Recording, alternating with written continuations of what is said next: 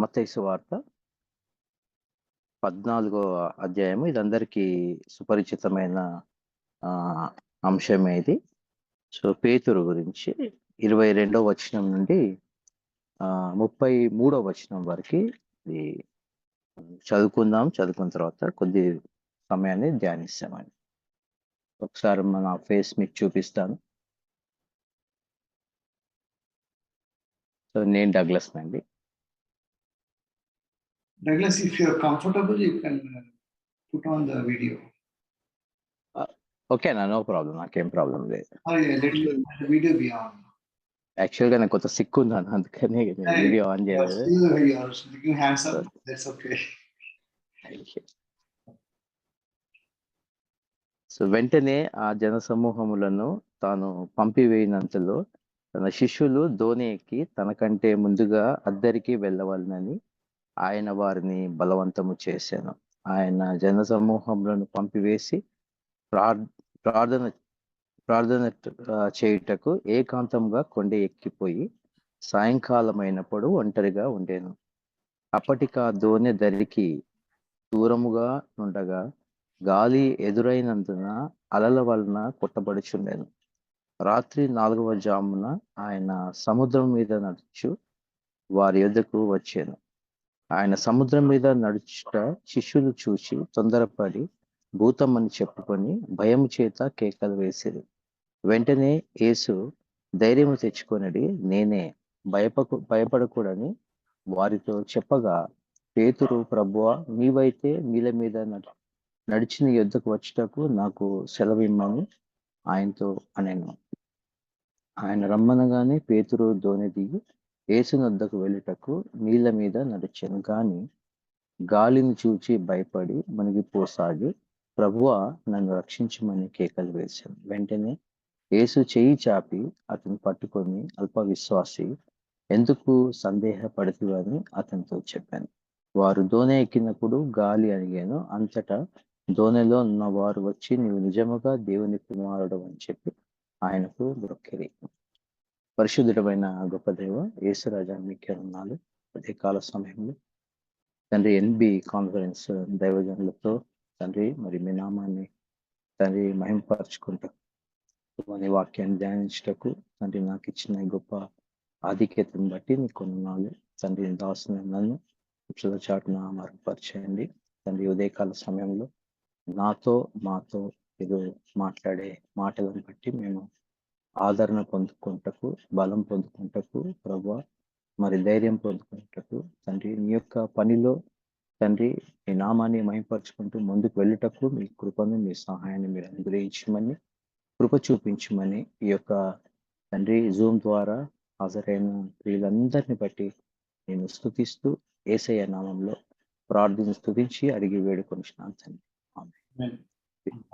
ప్రియులారా, ఈ యొక్క ఉదయకాల సమయంలో మరి నేను రాత్రి కాలంలో మరి ప్రార్థన చేసినప్పుడు దేవుడు నాకు 2 తలంపులు నాకు ఇచ్చాడు. మొట్టమొదటిగా నేను అది ప్రిపేర్ అయ్యాను.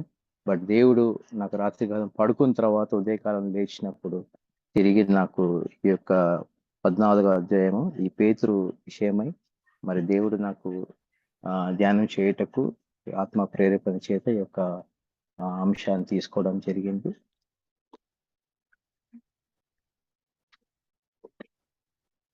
ఇక్కడ యేసుక్రీస్తు ప్రభుల వారు మరి తను జీవించిన 33.5 సంవత్సరంలో దేవుడు తన కుమారుడైన యేసుక్రీస్తు ప్రభువుని ఈ లోకానికి తన ఉద్దేశములు, తన యొక్క చిత్తాన్ని నెరవేర్చుకున్నటకు ఈ యొక్క లోకానికి పంపినట్లుగా మనకందరికీ తెలుసు. సో ఆయన వచ్చిన పనిలో కూడా ఎప్పుడు కూడా కాలజాప్యమే కానీ తండ్రి ఎక్కడైనా కానీ మరి ఎవరితో కూడా మరి ఎక్కడ ప్రాంతానికి వెళ్ళినా కానీ ఆయన ఒక సందర్భాన్ని బట్టి ఒక ఉద్దేశాన్ని బట్టే తన యొక్క 3.5 సంవత్సర పరిచర్య జీవితంలో మరి ఆయన మరి ఎక్కడైతే అవసరత కలిగి ఉన్నదో ఆ ప్రాంతానికి వెళ్ళి వారికి అవసరత తీరుస్తూ, లేకపోతే అస్వస్థ ఉన్న వారికి స్వస్థని ఇస్తూ మరి దేవుని యొక్క కార్యంలో దేవుని యొక్క చిత్తాన్ని నెరవేర్చడానికే మరి ఆయన పర్యటన చేసినట్టుగా మనం అనేక మార్లు గమనించి ఉంటాం. మరి అదే విధంగా ఇక్కడ కూడా యేసుక్రీస్తు ప్రభు అంతకు మునుపు మరి కొండ మీద ప్రసంగము మరి ఆయన చేసినప్పుడు అక్కడ అనేకులు ఆయన వచ్చి మరి అక్కడ ఆయన మాటలు వినడానికి దేవుని యొక్క మాటలు వింటూ దేవుని మయంపరచుకోవటానికి ఆయన వెంబడించడానికి ఎంతో మంది వారు అక్కడికి వచ్చినట్టుగా గమనిస్తూ ఉంటాం. అంతేకాక అక్కడ ఈ యొక్క సందర్భానికంటే ముందు ఆయన 5 రొట్టెలు 2 చేపలు తప్ప మరి అక్కడ ఏం లేనప్పుడు కూడా ఆయన అనేకులకు ఆహారాన్ని పంచుటకు తిరిగి సమృద్ధిని అక్కడ ప్రజలకు కానీ తన శిష్యులకు కానీ చూపించడానికి మరి ఆయన అక్కడ చేసినట్టుగా కార్యాలు చేసినట్టుగా మనము గమనిస్తూ ఉంటాం. ఆ తర్వాత ఆయన ఆ జనమ సమూహంలోని పంపివేసిన తర్వాత శిష్యులకు చెప్తాడు, మీరు ముందుగా అదర్ణ ప్రాంతానికి మీరు వెళ్ళండి, నేను వస్తాను. ఆయన వస్తాను అని చెప్పాడంటే ఆయన ఎందుకు ఆ విధంగా చెప్తాడంటే ఆయన ఆ దేవుని ఏమంటారు పరిచర్య చేసిన తర్వాత ఎక్కువ సమయాన్ని ఆయన పరిచర్యకు, తర్వాత రెండోది ప్రార్థనకు ఆయన సమయాన్ని మరి లోకంలో కేటాయించినట్టుగా మనం చూస్తూ ఉంటాం. ఆయన ఎప్పుడు కూడా ఆయన ఏకాంతంగా వెళ్ళి ఆయన తండ్రికి తండ్రి అయిన దేవుడికి యెహోవాకు ఆయన ప్రార్థన చేయడము, ఏకాంతంగా గడపడం చూస్తూ ఉంటాం. మన జీవితాల్లో కూడా ప్రార్థన జీవితం అనేది చాలా ఇంపార్టెంట్. అది వ్యక్తిగతమే కానీ, కుటుంబమే కానీ, లేకపోతే సమాజం కానీ, సంఘమే కానీ. మన ప్రార్థన అనేది ఏంటంటే మనం దేవునితో డైరెక్ట్గా సహవాసం కలిగి ఉండటం. దానివల్ల ఎంతో ఉపయోగాలు కూడా మనకి ఉంటూ ఉంటాయి. మనందరం కూడా ఎంతో ప్రభు సన్నిధిలో ప్రార్థన చేస్తున్నాం. మన జీవితాల్లో కూడా అనేకమైన గొప్ప కార్యాలు మనము చూస్తూ ఉంటాం. కొన్నిసార్లు ఆలస్యమైందని కూడా మనం తలంచినప్పుడు కూడా దేవుని యొక్క చిత్తం అని మనం గ్రహించి ఎప్పుడైతే ముందుకు వెళ్తామో అనేకమైన దీవెనలు మనం పొందుకుంటూ ఉంటాం. ఇక్కడ చూసినప్పుడు కూడా ఆయన వెళ్ళవల్లని బలవంతం చేసినప్పుడు వారు వెళ్ళడానికి కూడా కొంచెం వెనుకాడుతూ మీరు కూడా మాతో ఉంటే బాగుంటుంది అన్నట్టుగానే ఆలోచన చేస్తున్నారు. అప్పటికి కూడా వాళ్ళు సముద్రం ఒడ్డునే ఉంటూ వల్ల తాకిడి వల్ల వాళ్ళు ప్రయాణం సాగిస్తారు, కానీ వారు ప్రయాణంతో వెళ్ళాలన్న ఉద్దేశంతో వారు ముందుకు వెళ్ళరు.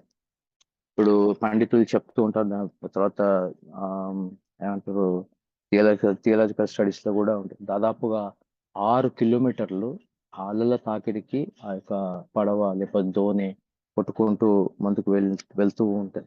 ఆ సమయంలో రాత్రి 4వ జామున మరి ఆయన సముద్రం మీద నడుచుకుంటూ వస్తుంటాడు.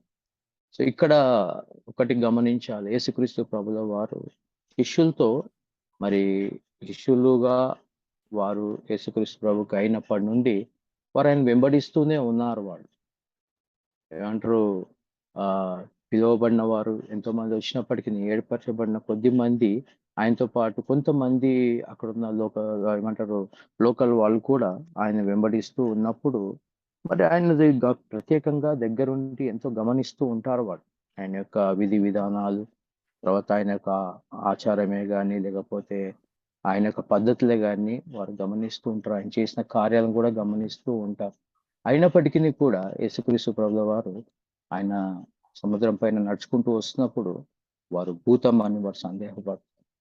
సో మన యొక్క ప్రత్యేకమైన లైఫ్ లో కూడా యేసుక్రీస్తు ప్రభుల వారు మనతో ఉన్నప్పుడు మరి ఉన్నాడని తెలిసి కూడా అనేక సార్లు మనం కూడా సందేహపడతాం. చిన్నప్పుడు నేను మానవ హృదయం అని నేను ఎక్కువగా కి తర్వాత సండే స్కూల్స్ కూడా నేను వెళ్ళేవాడిని. మెన్నెట్తో పాటు అక్కడికి వెళ్ళేవాడిని. చిన్నప్పుడు మా మదర్ హాలిడేస్ వచ్చినాయంటే ఖచ్చితంగా ఏదో ఒక సహవాసానికి పంపించేది, టైం పాస్గా ఇంటికాడ ఆడుకొనిచ్చేది కాదు. సో అలాంటి సమయంలో నేను వెళ్ళినప్పుడు అక్కడ మానవ హృదయం గురించి అక్కడ వారు టీచర్స్ తెలియజేసినప్పుడు హృదయంలో ఎంతసేపు యేసుక్రీస్తు ఉన్నాడో మరి ఏది కూడా ఏ శోధన లోకంలో ఉన్న ఏ శోధన కూడా గురి కాకుండా ఉంటుంది. ఎప్పుడైతే లోకం వైపు చూస్తూ మరి ఆ యొక్క లోకాన్ని మన హృదయంలోకి తీసుకుంటూ ఉంటామో యేసుక్రీస్తు ప్రభు వారు దూరం అవడము లేకపోతే మనం దూరం చేసుకోవడం. దూరం అవడం అంటే యేసుక్రీస్తు ప్రభు దూరం అవడం కాదు, కానీ ఆ హృదయంలో ఉన్న ఏమంటారంటే ఆ స్థలాన్ని మనం వేరే వాటికి మనము ఇవ్వడం ద్వారా మనమే ఆటోమేటిక్గా యేసుక్రీస్తు ప్రభుని బయటికి పంపించినట్టుగా అక్కడ మేము నేర్చుకున్నాం. సో ఎప్పుడైతే అది నేర్చుకొని మనం చూస్తూ ఉంటామో సో మనం ఏమనుకుంటాం అంటే మనకు వచ్చిన సమస్యను బట్టి లేకపోతే మనకు వచ్చిన బాధలను బట్టి, మనకున్న ఇరుకు ఇబ్బందులను బట్టి మనం ఏం చేస్తామంటే దేవుడు మాకు దూరం అయ్యాడు, దేవుడు మాకు దూరం అయ్యాడంటే, సో దేవుడు దూరం కాడు, మనం దూరం చేసుకుందాం అన్నది తెలుసుకోవడానికి చాలా సమయం పడుతుంది. ఎప్పుడైతే నష్టం కలుగుతుందో, అయ్యో ప్రభువా నేను చేసిన తప్పు ప్రభువా, నువ్వు నా హృదయంలో రా, ఇవన్నీ లోకం అనేది దాన్ని పక్కకు పెట్టినప్పుడే తిరిగి యేసుక్రీస్తు ప్రభువు మనం ఆహ్వానిస్తూ ఉంటాం.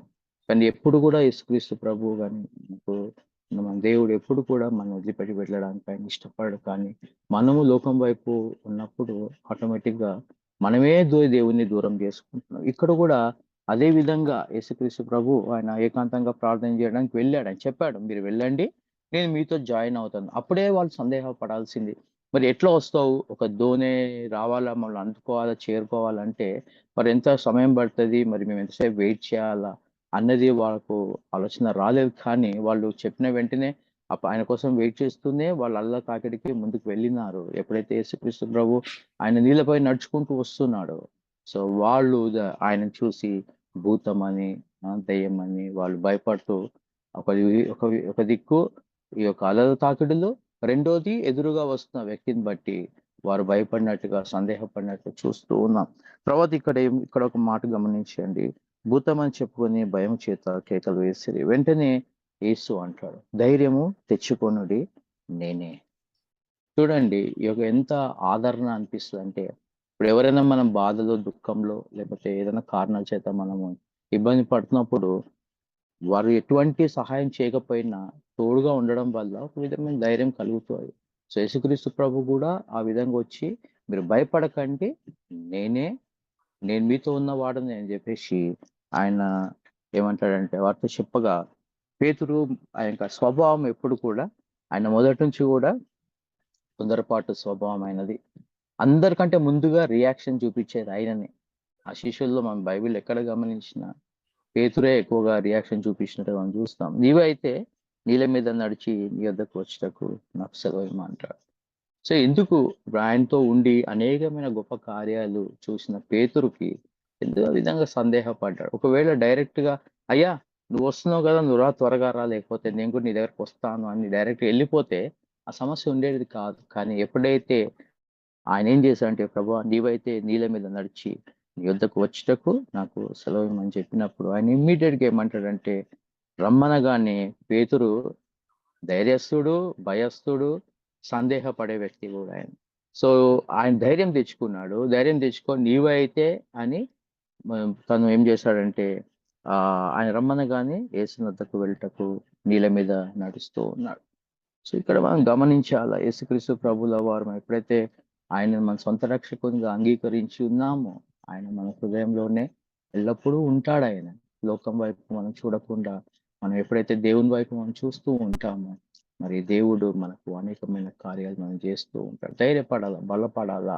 కొన్నిసార్లు ఏం చేస్తామంటే, ఏదైనా కష్టం రాగానే ఏమంటామంటే డైరెక్ట్ గా నింద మనం చేసిన పాపాలను బట్టి, మనం చేసిన క్రియలను బట్టి మనం పశ్చాత్తాపడడం కంటే ముందుగా ఇమీడియట్ గా మేము ఏం చేస్తామంటే, దేవుడు మాకు తోడుగా లేడు, దేవుడు మాకు ఉంటే దేవుడు ఎందుకు ఇంత అన్యాయం చేస్తాడు, ఇలాంటి అనాలోచితమైన మాటలని మనం ఎక్కువగా యూస్ చేస్తుంటాం మన లైఫ్ లో. ప్రతి దినములో కూడా ఏదన్నా సమస్య రాగానే మనం ఏం చేస్తామంటే, ఈ సమస్యను మనం దేవుడు మనకు తోడుగా ఉన్నాడు, ఎందుకంటే కొరింథీ పత్రికలు అంటాడు, మీరు సహించిన దానికంటే ఎక్కువగా నేను శ్రమ పట్టను అంటాడు, ఎక్కువ బాధించాను అని చెప్తాడు.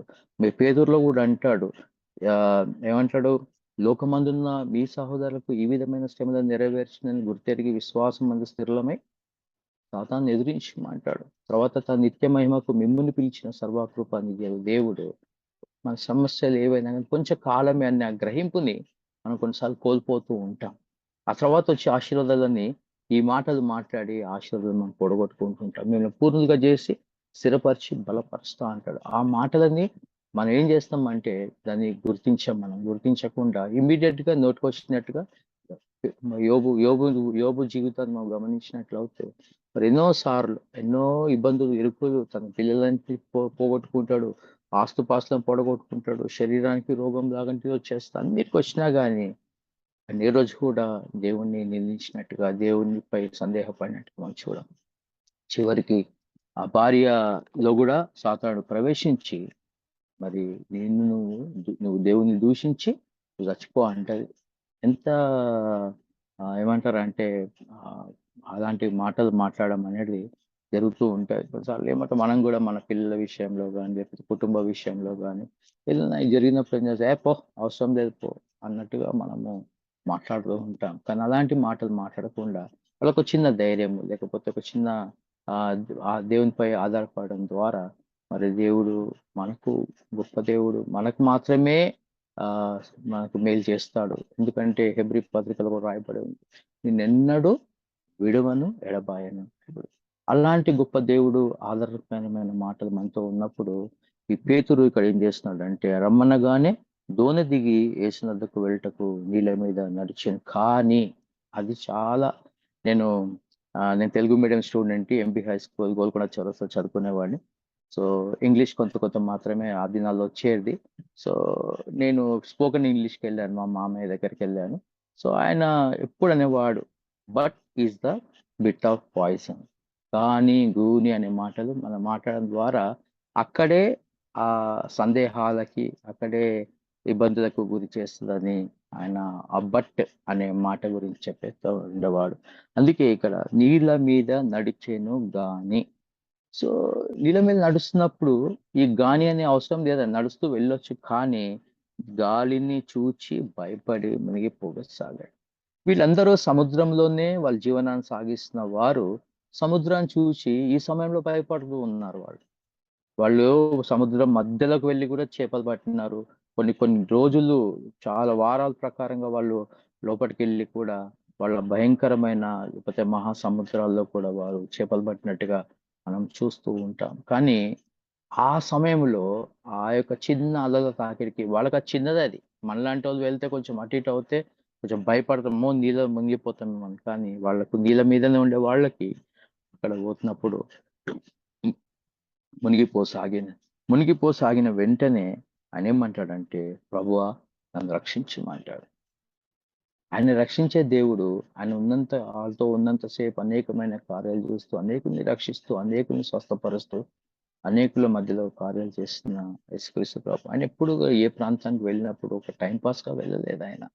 ఎక్కడికి వెళ్ళినా ఒక సందర్భానుసారంగానే తను వెళ్ళినాడు. ఏ ప్రాంతానికి ఇప్పుడు మనము జక్కయ్య విషయంలో కూడా చూస్తే ఆ దారి గుండా అనేక మార్లు వెళ్ళి ఉంటాడాయన.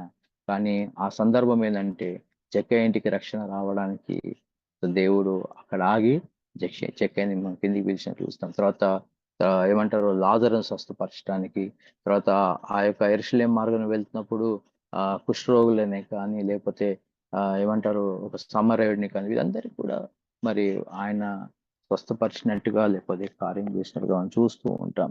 అంతేకాక ఇక్కడ ఏమంటాడంటే మునిగిపోసాగి ప్రభువా నన్ను రక్షించమని కేకలు వేశాను.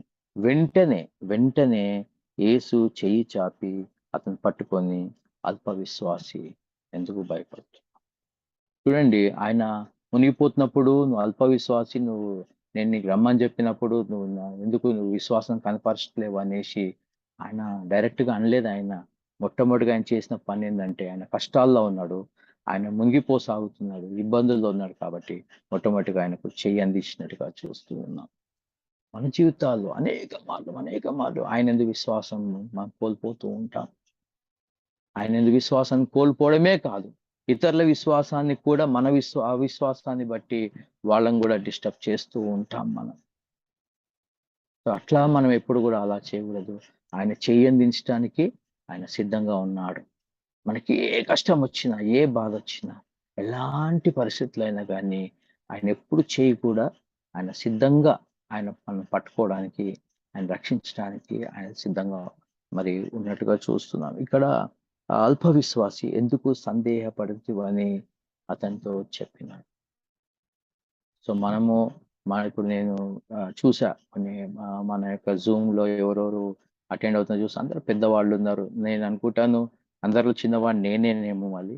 సో, అయినప్పటికిని కూడా మరి మనము ఎప్పుడు కూడా మన విశ్వాసాన్ని మనం కోల్పోకూడదు. మనం పడిన దినం నుండి ఈ రోజు వరకు ఒకసారి ఎవాల్యుయేట్ చేసుకుంటే దేవుడు ఎన్ని సార్లు మనల్ని రక్షించినాడాయన. ఎన్ని సార్లు లోతైన శ్రమల గుండా మనం వెళ్తున్నప్పుడు కూడా దేవుడు మనల్ని కాపాడుతూ వచ్చాడు. ఒక మాట నా పర్సనల్ విషయం చెప్తాను. 2018లో నాకు స్వైన్ ఫ్లూ కలిగింది. స్వైన్ ఫ్లూ కరోనా కంటే ముందు డేంజరస్ వ్యాధి అది. సో అలాంటి ప్రాబ్లం కలిగినప్పుడు నేను మరణంలోకి దాదాపుగా వెళ్ళిపోయాను నేను. 3 సార్లు డేంజర్ స్టేజ్‌లోకి వెళ్ళిపోయాను. ఇంకా నాకు హోప్ లేదన్నారు. నేను ఫీవర్ హాస్పిటల్ అడ్మిట్ అయ్యాను. ఫీవర్ హాస్పిటల్‌లో ఉన్న సిస్టర్స్ అందరూ బాగా నాకు తెలుసు. సో వాళ్ళందరూ ఆ రోజు గాంధీ హాస్పిటల్‌కి ఎమర్జెన్సీకి ఇంక షిఫ్ట్ చేస్తున్నారు. ఇంకా ఏం ఛాన్స్ లేవని షిఫ్ట్ చేసిన సమయంలో సిస్టర్స్ ఫస్ట్ షిఫ్ట్ చేసిన వాళ్ళందరూ కూడా ఇంటికి వెళ్ళకుండా నా కొరకు ప్రార్థన చేస్తూ వాళ్ళు ఈవినింగ్ 5 వరకు ఉన్నారు. 5 నాకు కంపల్సరీగా నన్ను గాంధీ హాస్పిటల్‌కి షిఫ్ట్ చేయాల్సిన సమయంలో మరందరూ నన్ను అంబులెన్స్ ఎక్కించారు. ఆక్సిజన్ మాస్క్ పెట్టారు. పెట్టిన తర్వాత అందరూ ఏడుస్తున్నారు. నేనన్నాను, "ఎందుకక్కా ఎందుకు ఏడుస్తున్నారు? దేవుడు అనామకుడైన నన్ను ఆయన సేవకు పిలుచుకున్నాడు. ఆయన చిత్తంలో ఉంటే సేవకు కంటిన్యూ చేస్తాను. లేకపోతే ప్రభు దగ్గరికెళ్తానక్క. ఏమైనా ఉంటే దేవుడు నన్ను క్షమిస్తాడు. మీరేం అధైర్యపడకండి అక్క. మీరు నవ్వండి నా కోసం" అనంటే, "ఎట్లా నవ్వాలి తమ్ముడు" అనేసి వాళ్ళన్నప్పుడు నేను ఒకటే మాట చెప్పా. "నాకొక అవకాశం ఇస్తే మీ అందరి కొరకు ఇది చివరిదో లేకపోతే తర్వాతనే చేస్తానో నాకు తెలీదు గానీ నేను ప్రార్థన చేస్తానని" లేచి మాస్క్ తీసి వాళ్ళ కోసం ప్రార్థన చేసి గాంధీ హాస్పిటల్‌కి వెళ్ళాను. వాళ్ళందరూ నా కోసం ప్రార్థన చేస్తున్నారు. ఇక్కడ నా గొప్పతనం ఏం లేదు. కానీ దేవుని యొక్క సంకల్పము, లేకపోతే దేవుని యొక్క చిత్తము నా పట్ల నెరవేర్చడానికి నేను గాంధీకి వెళ్ళాను. Diabetes levels, BP levels, heart beating అంతా ఆల్మోస్ట్ డబుల్ అయిపోయింది. ఇక్కడ చెక్ చేశారు. రిపోర్ట్స్ తీసుకొని వార్డ్ బాయ్స్ అందరూ అంబులెన్స్‌లో కూర్చోబెట్టి తీసుకెళ్లారు.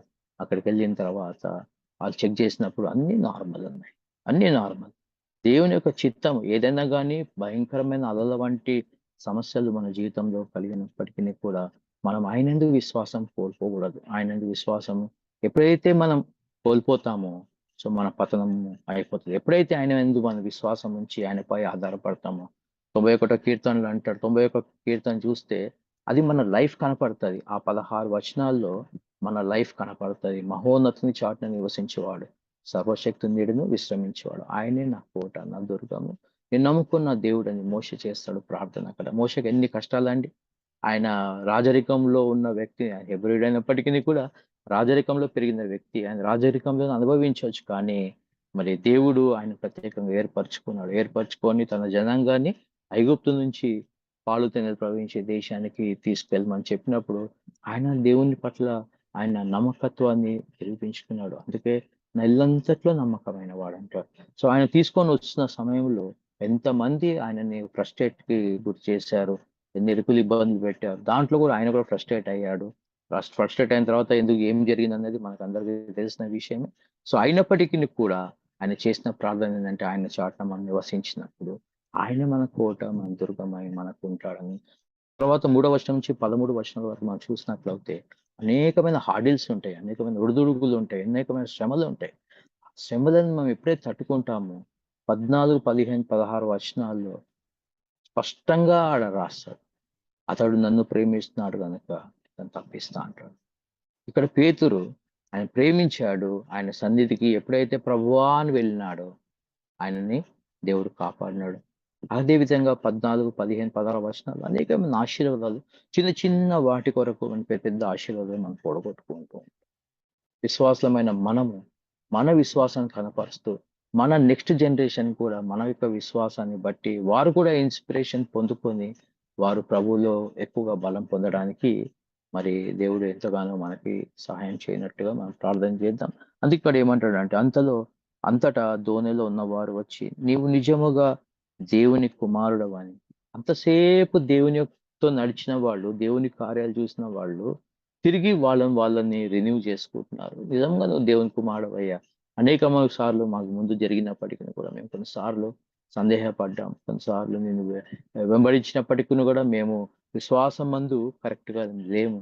కానీ మరొకసారి నీవు నిరూపించుకున్నావని దేవుడు ఇక్కడ మరి వారు ఇక్కడ దేవుని గురించి మాట్లాడుతున్నట్టుగా మనం చూస్తూ ఉంటాం. నిజంగా ఆయన ఎందుకు ఈ లోకానికి మన కోసం రావాలా? ఆయన అక్కడ ఆకాశంలో ఉండే ఒక చెయ్యి ఇట్లా అంటారు కదా! మంత్రం వేస్తారు. ఇట్లా అంటారు, అట్లా అంటారని. సో అలాంటి ఏది జరిగినా ఆయన చూపు లోకమంతటా సంచారం చేసినప్పుడు ఎవరు ఏమై ఉంటున్నాము, ఏం చేస్తున్నాము ఏంటని అన్ని గమనిస్తున్న దేవుడికి మనం రక్షించడం పెద్ద సమస్య కాదు. కానీ మనము ఆయన దగ్గరికి వెళ్ళడం ఆయనకి ఇష్టం. ఎందుకంటే ఇప్పుడు నాకు ఉన్న నా పిల్లలు నా దగ్గరికి వచ్చి డాడీ అంటే నా పిల్లలకి నేను ఏమన్నా చేయడానికి నేను సిద్ధంగా ఉండే వ్యక్తిని, నా పిల్లలు నన్నొచ్చి అడగడం ద్వారా నేనెప్పుడు గూడా వాళ్ళని తిరస్కరించాను. ఎప్పుడు గూడా వాళ్ళకి ఏది మంచిదో, ఏది చెడో అని చూసుకుంటూ వారి బాగోగులు చూడటానికే నేను ఇష్టపడతాను. అలాంటి లోకంగా ఆలోచించే నాలాంటి తల్లిదండ్రులు ఉంటే, మరి పరలోకమందు తండ్రి మన కొరకు ఎంత ఆలోచిస్తున్నాడాయన. నిన్ను నన్ను రక్షించటానికి ఈ ఆయన శిలువ పైన చేసిన త్యాగాన్ని మనం జ్ఞాపకం చేసుకుంటూ ఆయన కొరకు నమ్మకంగా మనం జీవించాలి. ఎప్పుడైతే మన జీవితాన్ని మనం నమ్మకంగా కొనసాగిస్తామో, ఇలాంటి అల్ప విశ్వాసం అనేది మన దగ్గరికి రాదు. మనుషులమైన మనం ఏ విధంగా అయినా తప్పు చేస్తూ ఉండొచ్చు. లేకపోతే ఏది విధంగా అయినా మన మనసు కృంగిపోతుండొచ్చు. కానీ దేవుడు మనకు చేయి అందించడానికి సిద్ధంగా ఉన్నప్పుడు మనం ధైర్యం పొందుకోవాలి. ధైర్యం పొందుకోవాలి. ఇప్పుడు మనం కాన్ఫరెన్స్‌లో మనం ఉంటున్నాం. అనేక విషయాలు నేను ఎక్కువ ఇన్వాల్వ్‌మెంట్ లేదు కానీ, అనేకమైన విషయాలు నేను గమనిస్తూ ఉంటాను. మన యొక్క ప్రియుల ద్వారా గమనిస్తూ ఉంటాను. మన ముందు పెద్ద సమస్యలున్నాయి మనకి. ఈ కాన్ఫరెన్స్ సమస్యలున్నాయి. వీటన్నిటిని జయించడానికి మనకు కావాల్సింది ఏందంటే ఆయనపై నమ్మకం పెట్టడము. రెండోది మనం ఆయనందు నమ్మకం కలిగి ప్రార్థన చేయడం ద్వారా ఇలాంటి సమస్య ఉన్నటువంటి ఆవగింజంత విశ్వాసం అంటారు. ఆవగింజ గురించి అనేకులు అనేక విధాలుగా చెప్తూ ఉంటారు. సో నేను కూడా నేర్చుకున్నది, నేను కూడా గమనించింది ఏంటంటే ఆవగింజకి ఎక్కడ కూడా ఒక చిన్న ఘాటు గాని, హోల్ గాని ఏది ఉండదు. కంప్లీట్‌గా అది మూయబడి ఉంటది. మనము మాగ్నిఫైయర్‌లో చూస్తే కూడా మనకెక్కడ కూడా దాని పైన ఒక చిన్న మచ్చ అనేది లేకపోతే ఏది ఉండదు. కానీ అందుకే దేవుడేమంటాడంటే అది ఆ చిన్నది విశ్వాసము అంటే పరిపూర్ణత. మీరు గోధుమ గింజ చూసినా గానీ, వరి గింజ చూసినా గానీ, ఈవెన్ లాస్ట్‌కొచ్చే వరకు చిన్నమైనటువంటి ఏమంటారు రాగులు ఇంకా దానికంటే చిన్నవేమైనా చూసినా గానీ, ఎక్కడో చిన్న పైన దానికి ఇట్లా హోల్ లాగానో లేకపోతే ఇట్లా చిన్నగా ఉంటది. కానీ ఆవగింజకి మీరెంత గమనించండి. ఎంత గమనించినా గానీ దానికెక్కడ గూడా అలాంటిది కనపడదు. అలాంటి స్వభావమైనటువంటి విశ్వాసాన్ని మనకు కనపరచాలి. అందుకే అంటాడు గదా! ఆ విశ్వాసం చిన్నది గాదు. ఆవగింజ చిన్నదని కాదక్కడ. అలాంటి పరిపూర్ణమైన విశ్వాసాన్ని మనం కలిగి ఉన్నప్పుడు కొండ పడిపోతది, గుట్ట పడిపోతది. ఆ చెట్టు వేళ్ళతో పాటు పెకిలింపబడి సముద్రంలో పడమంటే పడతది. మన ముందున్న సమస్యలు అంతకంటే గొప్ప ఏం కావు మనకి. కానీ దానికంటే గొప్పగా మనము ఆలోచన చేస్తూ మనం కృంగిపోతూ ఉంటాం. ఎప్పుడైతే విశ్వాసము ఆ యొక్క ఆవగింజంత విశ్వాసం మనం కలిగి ఉంటామో, పరిపూర్ణమైన విశ్వాసం కలిగి ఉంటాము. వాక్యంలో చూస్తే గొప్ప విశ్వాసము, విశ్వాసం, అల్ప విశ్వాసం, అతి విశ్వాసం అని అనేకమైన విశ్వాసాల గురించి బైబిల్‌లో రాయబడింది. కానీ మనం కొద్ది విశ్వాసాన్ని లేకపోతే పరిపూర్ణమైన విశ్వాసాన్ని మనం కలిగి ఉన్నప్పుడు ఎలాంటి సమస్యనైనా గానీ మనము ఏమంటారు దాన్ని ఆహ్, ప్రభు మన ముందు నుంచి తీసేయడానికి సిద్ధంగా ఉన్నాడు. పెద్దలైన మీరు, మేమందరం మన కొరకు, మన కుటుంబాల కొరకు, మన సమాజం కొరకు, మన మందిరాల కొరకు, మన కాన్ఫరెన్స్ కొరకు ఎప్పుడు కూడా విశ్వాసం కలిగి వస్తుండొచ్చు. ఏ విధమైన సమస్యలొచ్చినప్పటికిని కూడా దాన్ని ఎదిరించే శక్తి, ధైర్యము ప్రభువు మనకు ఇస్తున్నాడు. కాబట్టి వాటి నుంచి మనం కృంగిపోకుండా, అయ్యో! వాళ్ళు ఇట్లా చేస్తున్నారు, వాళ్ళు ఇట్లా చేస్తున్నారు, వాళ్ళు అట్లా చేస్తున్నారు, వాళ్ళు వీళ్ళు అనే మాట కంటే, మనం ఏం చేస్తున్నాం ప్రభు సన్నిధిలో అనే దాని గురించి మనం ఆలోచన చేయాలి. ప్రభు సన్నిధిలో ఎప్పుడైతే మనం ప్రార్థన పూర్వకంగా ప్రార్థనలో మనం గడిపి, మనం ఆ శక్తి పొందుకుంటామో, ఎలాంటి వాటినైనా గానీ మనం ఈ అలల తాకిడి లాంటివి ఎలాంటి సమస్యలైనప్పటికీ కూడా మనము దాని నుంచి బయటపడడానికి దేవుడు కృప చూపిస్తుంటాడు. ఉదయకాల సమయంలో మనల్ని మనం పరీక్షించుకోవాలి, గమనించాలి. దేవుడు మన పట్ల ఎంత కృప చూపిస్తున్నాడు, ఎంత మేలు చేస్తున్నాడు. చివరికి ఒక మాట చెప్తానండి. దేవుడు చేసే మేలుల గురించి ఆర్‌కే మూర్తి గారితో నేను ఎక్కువగా సన్నిహితంగా ఉండేవాళ్ళం. ఆయన హైదరాబాద్‌లో ఉన్నారంటే ఖచ్చితంగా ఆయన ఇంటికి వెళ్లి ఆయనతో పాటు కొంత సమయాన్ని గడిపొచ్చేవాళ్ళం. రామంతపూర్‌లో ఉండేవారు. సో, వెళ్ళినప్పుడు ఓ రోజు వెళ్ళినప్పుడు ఆయన ధ్యానం ఏ రోజు కూడా ఆయన మధ్యాహ్నం పూట పడుకున్నట్టుగా నేను వెళ్ళిన సందర్భాలు ఎప్పుడు కూడా నేను గమనించలేదండి. నేను అంటాను అంకుల్ పెద్దవారు కొద్దిసేపు పడుకుంటే కాదా అంటే, పడుకునే సమయం అనేది ఒకటుంటది. ఆ సమయంలో పడుకోవాలా, దినమంతా మనం పని జేయాలా. సో, నేను మెసేజెస్ ప్రిపేర్ అవుతుంటాను అని చెప్తూ ఓ మాట చెప్పాడు. ఏమన్నాడంటే ఆహ్, దేవుడు మరి మనకెప్పుడు ఇవ్వడానికి ఆయన చెయ్యి ఈ విధంగా ఉంటుందంట బ్లెస్సింగ్. కానీ మనం ఎప్పుడు కూడా ఆయన సన్నిధిలో పొందుకునే వారంగా ఉండి, ఇతరులకు పంచే వారంగా ఉండాలి. ఆయన ఈ లోకానికి ప్రేమ పంచడానికే వచ్చాడాయన. ఆయనకేం చేయడానికి లేదు. అది స్వస్థత రూపకంగా గాని, మారుమనసు రూపకంగా గాని, లేకపోతే మేలు రూపకంగా గాని ఆయన ప్రేమ చూపించడానికి వచ్చాడు. ఈరోజు ఆయన ప్రేమ పొందుకున్న మనము ఎంతమందికి ప్రేమ చూపిస్తున్నాం?